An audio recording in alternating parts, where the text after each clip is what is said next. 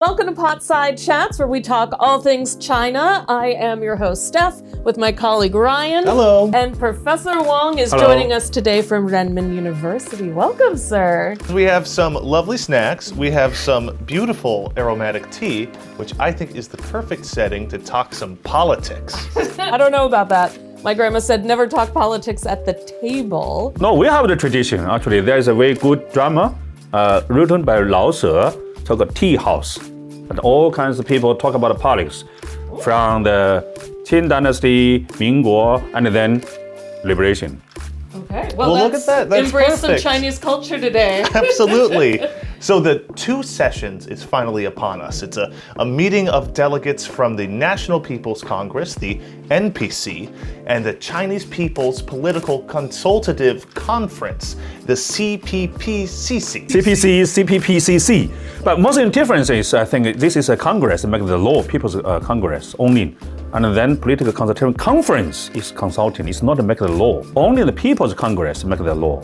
The CPPCC is consulting. I think maybe a lot of people don't understand or know that there are a total of 9 political parties in China, and it isn't just the Communist Party of China. That's right. According to China's white paper on its political system, they say it's a multi-party cooperation system. Let's take a look.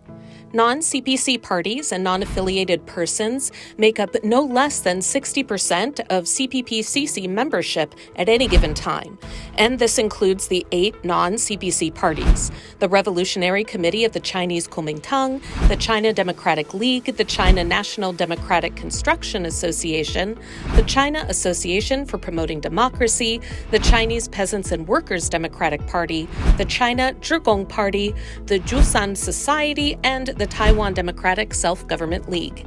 They follow a principle called long-term coexistence, mutual oversight, sincerity, and sharing the rough and the smooth times. So that may be confused for you. Some people say, my party is under your party's leadership. So this is not so then party. it feels performative, like your party doesn't have a say if it's underneath that leadership. But one of the ways that I was thinking of as I was researching China's political system is that China is on a bus, a high-speed train, because China's high-speed trains are amazing, and everyone agrees where they're going. So right now, China's going towards prosperous, socialist nation in all respects, right?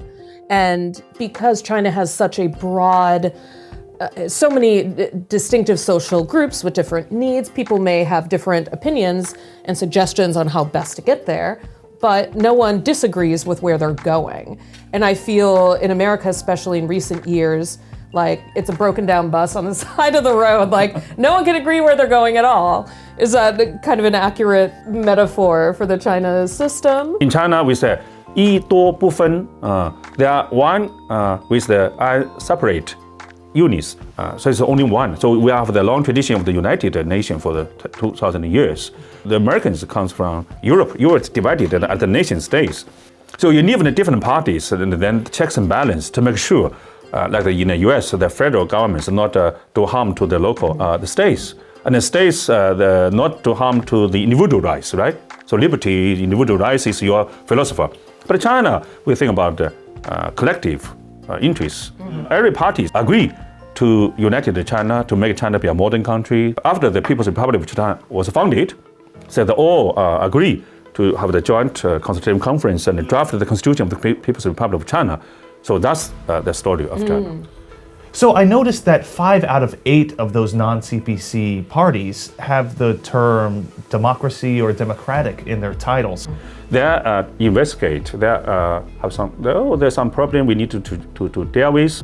So they make the proposal and then consult with other parties and then jointly make the proposal during the political consultative conference period every year, right? The 2 sessions. So there is a massive amount of influence from these smaller parties that meet at the CPPCC. Because they are very professional, as I mentioned. It's way more difficult to apply to join them. So they can make the very professional suggestions, recommendations, and policy to make the People's Congress and the Communist Party accept. And I was actually able to talk with a gentleman who was doing some great volunteer work up in Liaoning province, and a professor from the university bringing his expertise to help the local farmers and agricultural industry there. And he's actually a member of the China Zhigong party. And so it was excellent talking with him to get his kind of insider view on how that process works as well. 我呢就是作为一个民主党派，然后加入了这个扶贫队伍以后呢，主要是协助我们镇长或者作为镇长助理吧，去完成一些脱贫攻坚、基础设施建设以及呢为民服务的一些工作。然后呢，利用我们的朋友圈，把一些智慧能人，比如科技能人，来帮助我们乡镇在这个香菇种植啊，或者是说是服务方面，那么做出一些贡献。我们有些需求啊，确实是会通过各种渠道反映上去，就是向中共执政党去反映。那么他们呢，往往会根据实际情况进行采纳，不管我们提出的意见是否有冲突，都会有明确的回复。那么比如说这个事情呢，现在确实解决不了，有矛盾有冲突，但是也会明确的回复原因。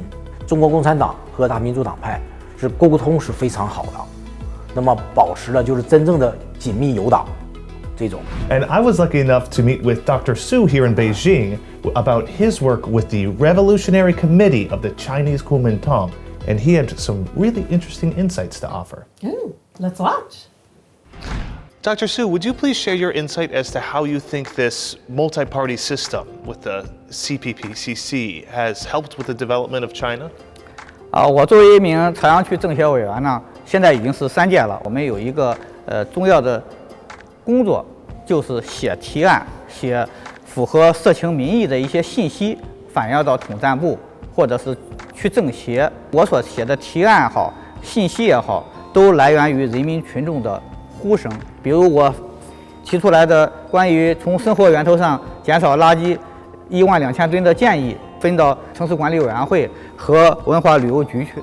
他们分析了我的问题，那么我提的建议呢，也是切实可行的。所以说呢，就按照我的提议，在朝阳区呢，所有的酒店不再主动提供一次性的6小件的这个洗漱用品。这样的话呢，从朝阳区呢源头上就减少了12000吨的建议。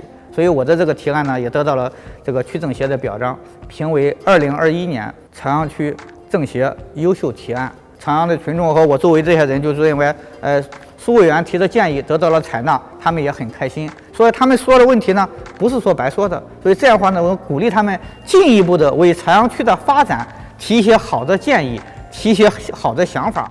中国共产党与各民主党派、无党派，它是执政党和参政党的关系，不是像国外是，它是一个执政党和反对党的关系。所以说我们的奋斗目标呢，我们是一致的，只不过是大家呢都是不同的一个党派而已。我们的努力的方向是一致的，我们的力量是凝聚成一个合力。我们不是这个相向的力量，我们是同向的力量。So I really enjoyed talking to Dr. Su. From the outside looking in, it could seem like Chinese governance is extremely one note, but it was enlightening to find out about how much influence the CPPCC has on policy change in China. It's clear that its goal of its current political sphere is to avoid, as it says, avoid the weakness of older systems wherein there is division and inefficiency created by parties acting in their best self-interest. I think that's such an interesting outlook. And when I reflect on just my personal reflections on American politics in the past few years, what comes to my mind is the phrase, cut off your nose to spite your face. And I feel there's so much opposition, and it's just about that recycling of power. As he said, one person sets up a system or tries to get something in place, and the other party comes in just to knock it down, regardless of the good that maybe those other policies were trying to do for the people. And it's a bit of a shame. We also learn from you, and also learn from Abraham Lincoln, of the people, by the people, and for the people. He said, we should be for the people. We are pioneers. And after the people, you should enjoy after the people. Let the people enjoy the benefits and well-being first. Because we always say, we are in the people. You know, if you visit the Chinese government from the central to the grassroots, with all the slogan 为人民服务. We are servant for the people. So that's a Chinese understanding of the democracy. And what an insightful way to wrap things up. Absolutely. That's fantastic. Thank you all. Our collective thank you. Thank you so much for joining us here on Potside Chats. I hope you learned something. I know we certainly did today. Absolutely. And we'll see you next time. Bye. Bye bye.